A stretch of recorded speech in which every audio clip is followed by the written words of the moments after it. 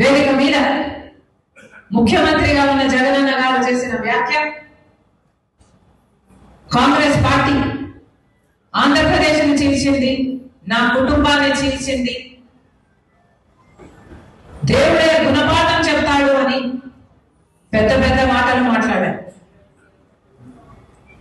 నిజానికి ఆంధ్రప్రదేశ్ రాష్ట్రం ఇలా అభివృద్ధి లేకుండా ఇంత దయనీయ స్థితిలో ఉంది అంటే దానికి కారణం ముందు 5 సంవత్సరాలు ముఖ్యమంత్రిగా ఉన్న చంద్రబాబు గారు, ఇప్పుడు 5 సంవత్సరాలు ముఖ్యమంత్రిగా ఉన్న జగనన్న గారు. ఈరోజు రాజశేఖర రెడ్డి గారి కుటుంబం చీలింది అంటే అది చేతులా చేసుకున్నది జగనన్న గారు.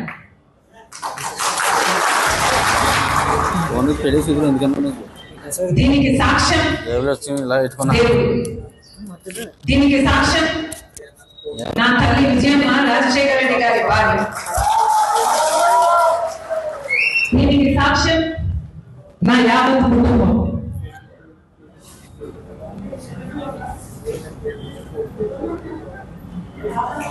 జగన్మోహన్ రెడ్డి గారి పార్టీ ఇబ్బందుల్లో ఉంటే 18 మంది ఎమ్మెల్యేలు ఆ రోజు రాజీనామాలు చేసి జగనన్న వైపు నిలబడితే వాళ్ళను మంత్రులను చేస్తానన్నాడు జగన్. ఈరోజు వాళ్ళలో ఎంతమంది మంత్రులుగా ఉన్నారు? వాళ్ళు రాజీనామాలు చేస్తే అమ్మా నేను వాళ్ళ కోసం తిరిగాను, వాళ్ళ గెలుపుకు పాటుపడ్డారు, వాళ్ళను గెలిపించారు. ఆ తర్వాత వైసీపీ పార్టీ ఇబ్బందుల్లో ఉంది అని నన్ను పాదయాత్ర చేయమంటే నా ఇంటిని వాటిని అన్ని పక్కన పెట్టి నా బిడ్డల్ని సైతం కాదనుకుని ఎండనక వాననక వేల కిలోమీటర్లు నెలల తరబడి రోడ్డు మీదనే పడుకుని 3200 కిలోమీటర్లు పాదయాత్ర చేసింది రాజశేఖర రెడ్డి.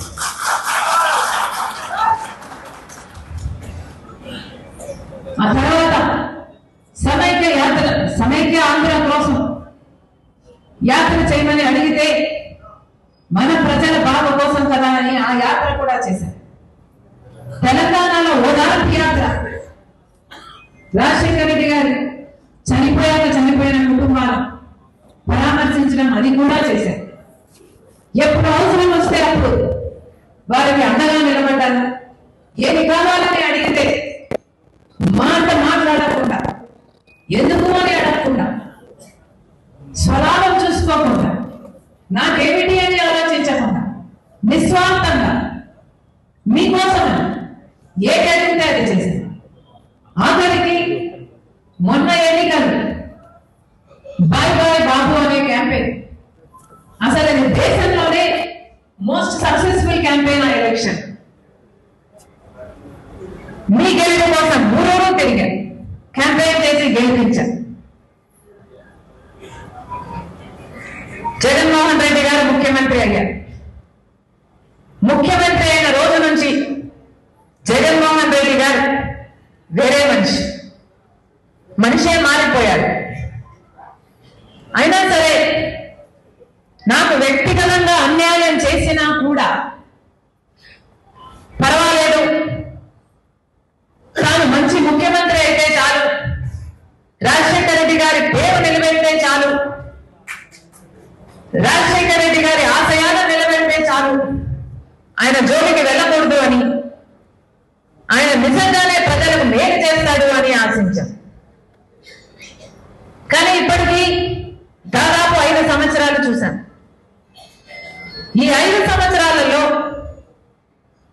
జగన్మోహన్ రెడ్డి గారు, ఆయన పార్టీ, గెలిచిన ఎమ్మెల్యేలు, గెలిచిన ఎంపీలు మొత్తం అందరూ బీజేపీకి పార్టీకి బానిసలుగా మారారు. బీజేపీ పార్టీకి ఒక్క ఎమ్మెల్యే గెలవలేదు, ఒక్క ఎంపీ కూడా గెలవలేదు. అయినా కూడా ఈరోజు రాజ్యం ఏలుతున్నది మన రాష్ట్రంలో ఏ పార్టీ అని చూస్తే అది బీజేపీ పార్టీ. కారణం జగన్మోహన్ రెడ్డి గారు మొత్తం తన పార్టీనే కాదు, రాష్ట్రాన్ని బీజేపీ పార్టీకి బానిసలుగా చేశారు. కాంగ్రెస్ పార్టీ 5 సంవత్సరాలు స్పెషల్ స్టేటస్ అంటే చంద్రబాబు గారు లేదు 10 సంవత్సరాలు కావాలి అన్న. బీజేపీ పార్టీ లేదు 10 సంవత్సరాలు ఇస్తాను అన్న. బీజేపీ పార్టీ ఇదే విధానంతో ఎలక్షన్ లో కూడా వెళ్ళదు. అప్పుడు చంద్రబాబు గారు చెప్పిన మాట లేదు స్పెషల్ స్టేటస్ 15 సంవత్సరాలు కావాలి అన్న. నేను స్పెషల్ స్టేటస్ కోసమే బీజేపీతో పొత్తు పెట్టుకుంటున్నానన్నా. పొత్తు పెట్టుకున్నాడు, గెలిచాడు, ముఖ్యమంత్రి అయ్యాడు చంద్రబాబు గారు. ఆఖరికి వాళ్ళు మంత్రి పదవులు ఇస్తే వాళ్ళ కేబినెట్ లో మంత్రులు కూడా అయ్యారు. స్పెషల్ స్టేటస్ కోసమే పొత్తు పెట్టుకుంటున్నాను బీజేపీతో అని చెప్పిన చంద్రబాబు గారు ఆ తర్వాత అసలు స్పెషల్ స్టేటస్ గురించి ఈయన మాట్లాడడం కాదు కదా, ఎవరైనా ఉద్యమాలు చేస్తే కూడా వాళ్ళ మీద కేసులు పెట్టారు, వాళ్ళని జైల్లో పెట్టాడు చంద్రబాబు. ఆ సమయంలో జగనన్న గారు ప్రతిపక్ష నాయకుడిగా ఉన్నాడు. ప్రతిరోజు స్పెషల్ స్టేటస్ కోసం ఉద్యమించారు. ప్రతిరోజు స్పెషల్ స్టేటస్ ఏమైంది అని చంద్రబాబు గారిని నిలదీశారు. ఎన్నో నిరాహార దీక్షలు కూడా చేశారు.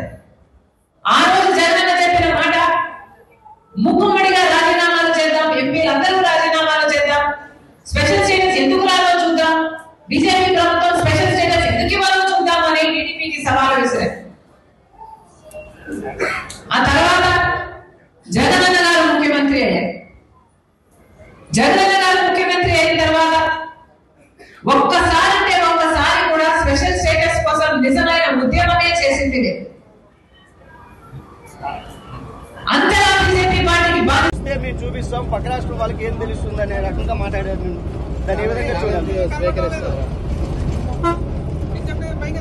వైవి సుబ్బారెడ్డి గారు అసలు మొట్టమొదట నేను జగన్ రెడ్డి గారు అనడము వాళ్ళకు నచ్చలేదు.